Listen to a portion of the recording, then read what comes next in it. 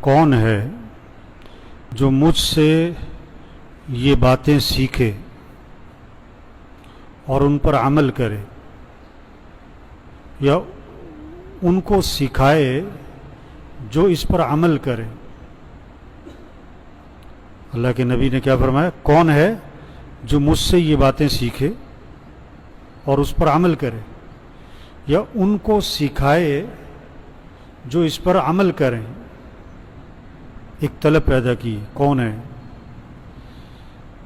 حضرت ابو ہریرہ رضی اللہ عنہ نے عرض کی، اللہ کے رسول میں سیکھوں گا، اس پر عمل کروں گا اور انہیں سکھاؤں گا جو اس پر عمل کرے. تو آپ صلی اللہ علیہ وسلم نے میرا ہاتھ پکڑ لیا. حضرت ابو ہریرہ رضی اللہ عنہ فرماتے ہیں کہ اللہ کے نبی نے میرا ہاتھ پکڑ لیا اور 5 باتیں گنوائیں، 5 باتیں گنوائیں کہ ان 5 کو سیکھو اور ان پر عمل کرو.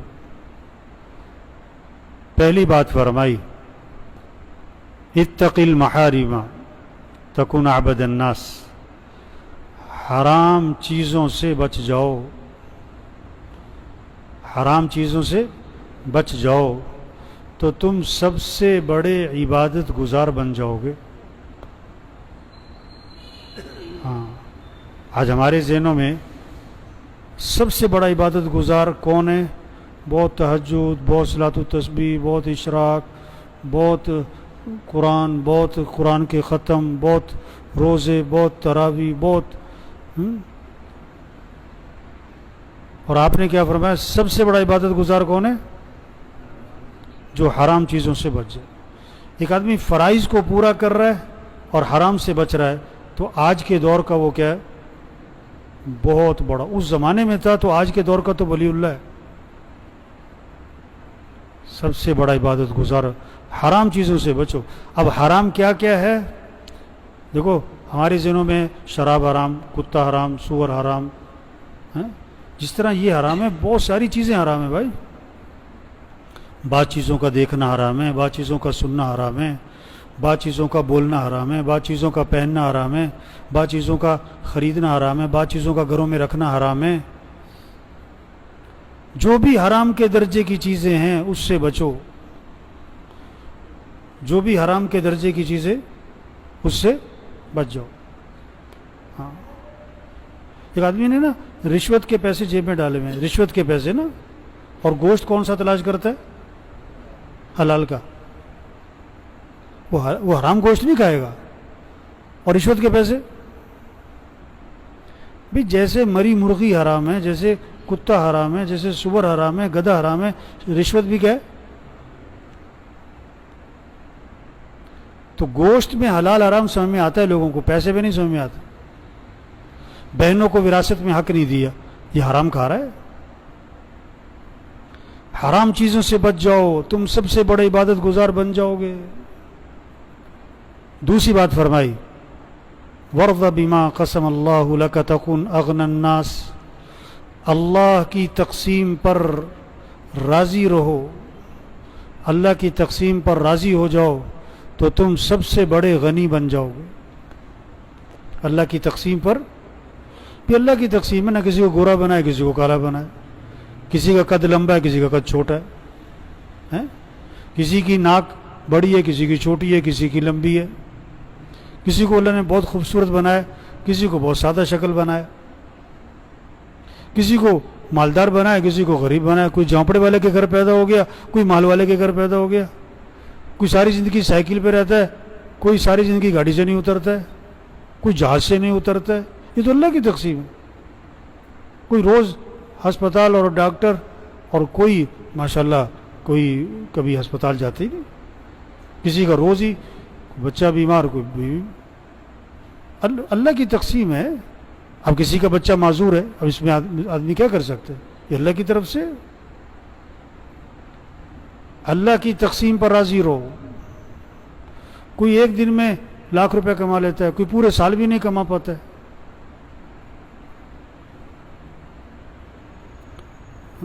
کسی کو مزدور بنایا ہوا ہے، کوئی کسی کو مل کا مالک بنایا ہوا ہے، کسی کو مل کا چوکیدار بنایا ہوا ہے.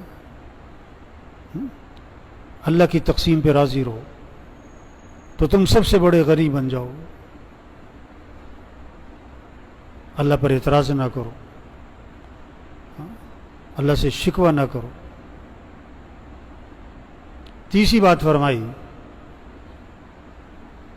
احسن الی جارک تکن مؤمنا, کہ اپنے پڑوسی کے ساتھ اچھا سلوک کرنا تو تم کامل ایمان والے بن جاؤ گے. پڑوسی کے ساتھ اچھا سلوک کرنا, پڑوسی کو دکھ نہ دینا. اپنا گھر دھویا اور پڑوسی کے گھر کے سامنے پانی کھڑا کر دیا.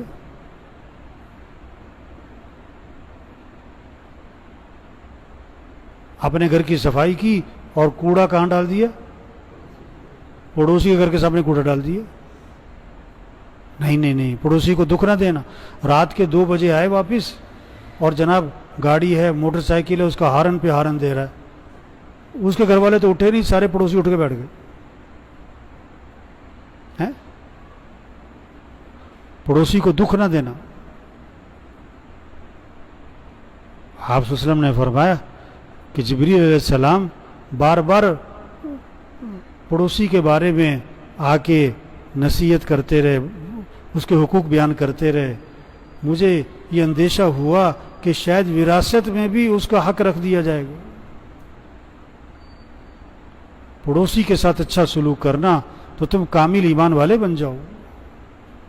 چوتھی بات فرمائی کہ اپنے بھائی کے لیے وہی پسند کرنا جو اپنے لیے پسند کرتے ہو تو تم کامل مسلمان بن جاؤ گے. ہاں, اپنے بھائی کے لیے آپ نہیں چاہتے کہ آپ کے گاڑی کے سامنے کوئی گاڑی لگا کے چلا جائے. آپ بھی کسی گاڑی کے سامنے گاڑی مت لگاؤ. آپ نہیں چاہتے کہ آپ جا رہے ہو گاڑی میں, پیچھے سے کوئی ہارن پہ ہارن ماری جائے. آپ بھی نہ کسی کو ہارن پہ ہارن مارو. آپ نہیں چاہتے کہ آپ کو کوئی برے نام سے پکارے. آپ بھی کسی کو برے نام سے نہ پکارو. آپ نہیں چاہتے آپ کو کوئی گالی دے. آپ بھی کسی کو گالی مت دو. جو اپنے لیے پسند کرتے ہو وہی اپنے بھائی کے لیے پسند کرو تو تم کیا بن جاؤ گے؟ کامل مسلمان. کامل مسلمان. پانچویں بات فرمائی کہ زیادہ ہنسی سے پرہیز کرنا. ولا تکثر الضحک فإن کثرة الضحک تمیت القلوب, کہ زیادہ ہنسی سے آدمی کا دل مردہ ہو جاتا ہے. زیادہ ہنسی سے بچنا, کیونکہ زیادہ ہنسنے سے دل کیا ہو جاتا ہے؟ مردہ ہو جاتا ہے. اور وہ کہہ کے لگ رہے ہیں, ہنسی مذاق کی مجلسیں ہر وقت لگی ہوئی ہیں, تو دل مردہ ہو جاتا ہے. اور جب دل مردہ ہو جاتا ہے پھر نیکی کا شوق نہیں رہتا, اعمال کا شوق نہیں رہتا. اور جب دل مردہ ہو جاتا ہے تو اچھائی اور برائی کی تمیز ختم ہو جاتی ہے. تو یہ 5 نصیحتیں آپ صلی اللہ علیہ وسلم نے حضرت ابو ہریرہ رضی اللہ عنہ کو فرمائیں کہ ان کو سیکھو اور ان پر کیا کرو؟ عمل کرو. اور انہیں سکھاؤ جو اس پر عمل کرے.